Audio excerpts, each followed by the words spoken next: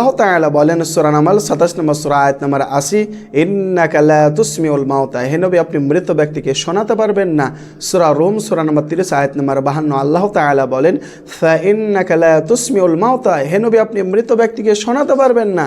সূরা ফাতির 35 নম্বর সূরা আয়াত নম্বর 22 আল্লাহ তাআলা বলেন ওয়ামা আনতা বিমুসমিইন মান ফিল কুবুর, হে নবী আপনি তাকে শোনাতে পারবেন না যে কবরে পৌঁছে গিয়েছে।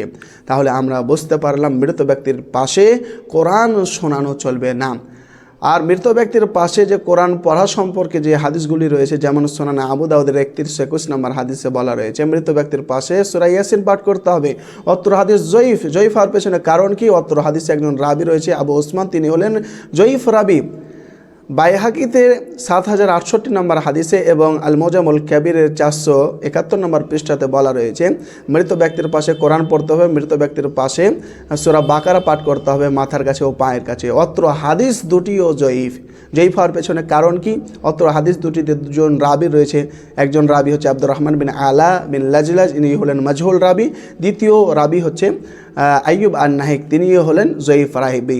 তাহলে আমরা বুঝতে পারলাম যে মৃত ব্যক্তির পাশে কোরআন পাঠ করা সম্পর্কে যতগুলো হাদিস রয়েছে সব জাল ও জয়ীফ।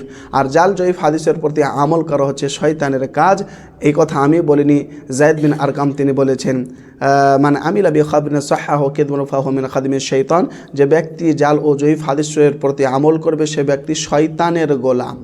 তাজকিরাতুল মাওজুআত প্রথম খণ্ডে 7 নম্বর পৃষ্ঠাতে কথা বলা আছে।